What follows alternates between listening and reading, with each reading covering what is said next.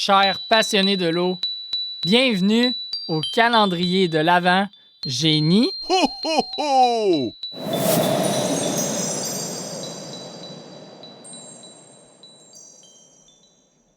Bienvenue à vous tous, chers passionnés de l'eau, dans ce nouvel épisode du calendrier de l'Avent. Aujourd'hui, je propose qu'on se penche sur une question qui est a priori simple, mais fascinante.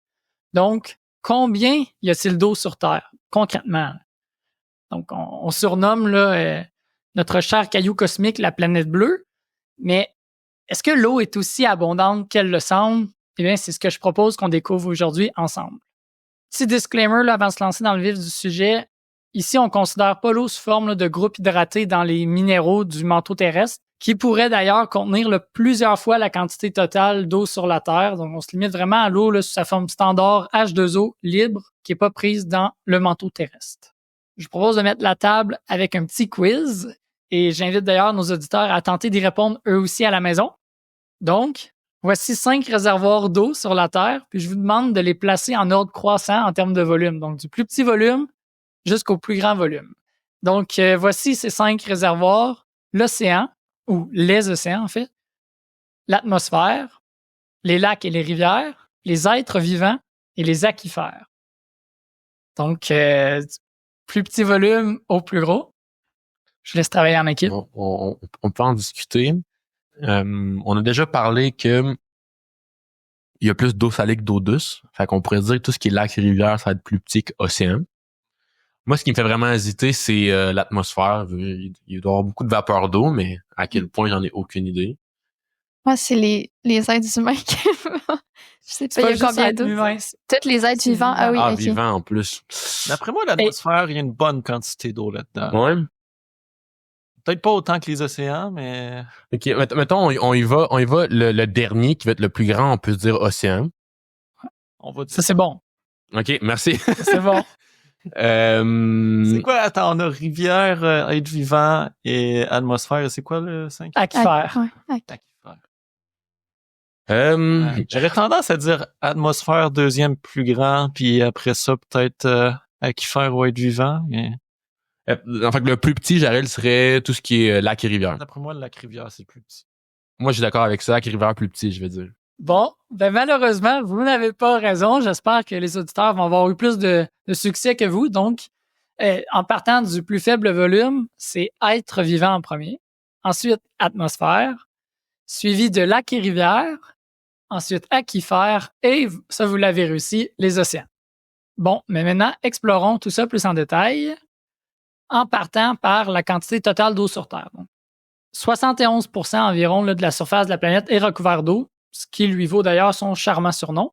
Puis en volume, c'est 1,386 milliard de kilomètres cubes d'eau. Pour vous donner une idée, si on décidait, tous les humains sur la Terre, de se mettre en équipe et de boire cette eau-là à un rythme de 2 litres par personne par jour, ça prendrait plus de 237 millions d'années avant de finir de la boire. Toute cette eau-là, ça pèse environ 1,3 fois 10 à la 21 kg ou 231 milliards d'éléphants. C'est énorme, mais étonnamment, ça représente juste 0,02% de la masse totale de notre planète. Ça pèse lourd, notre planète.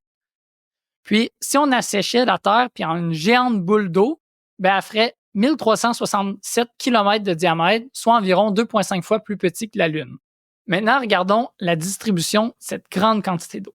D'abord, comme Daniel l'a mentionné dans l'épisode hier, 97,5% est sous forme salée, en grande majorité en provenance des océans. Puis aussi, si vous avez écouté l'épisode hier, vous savez très bien qu'on ne peut pas compter sur cette eau-là pour nous abreuver. Donc, la vie sur Terre dépend des 2,5% qui restent d'eau douce. De cette faible quantité-là, la grande majorité est difficilement accessible, soit environ 69% qui est prise dans les glaciers, puis 30% dans le sol, ce qui fait qu'il reste seulement 0,3% de ce 2,5%-là dans nos lacs et rivières, qui sont la principale source d'eau pour la plupart des êtres vivants. Puis si on met ça en perspective, toute l'eau, puis que toute l'eau sur Terre, ça représente 200 litres, donc imaginez à peu près un bain classique, l'eau facilement utilisable sur la Terre, ça serait seulement une cuillère à thé dans tout ce bain-là. Donc, prochaine fois que vous prenez un bain, je vous conseille d'y penser, ça fait réfléchir. Puis en plus, cette cuillère à thé-là d'eau douce, accessible est loin d'être répartie de manière uniforme sur la planète. Il y a des endroits choyés, comme ici au Canada, avec près de 20% des réserves mondiales d'eau douce de surface pour seulement 0,5% de la population globale. Tandis que bien d'autres endroits qui vivent dans un état qui est de perpétuel stress hydrique intense, puis vraisemblablement, cette inégalité hydrique-là risque seulement de s'accentuer avec les changements climatiques, malheureusement. Aussi, la consommation est inégale. Donc, un Canadien consomme en moyenne aux alentours de 250 à 300 litres d'eau par jour, contre moins de 50 litres par jour pour certains habitants des régions les plus arides. Parlant de consommation, chaque année, on consomme à l'échelle planétaire plus de 4 trillions de mètres cubes d'eau, c'est-à-dire 50 piscines olympiques à chaque seconde. Puis, à ce rythme de consommation-là, il faudra environ 26 ans pour vider l'ensemble de nos lacs et nos rivières si l'eau ne se renouvelait pas. Sur une note un peu plus joyeuse, voici 2 autres faits intéressants sur la quantité d'eau.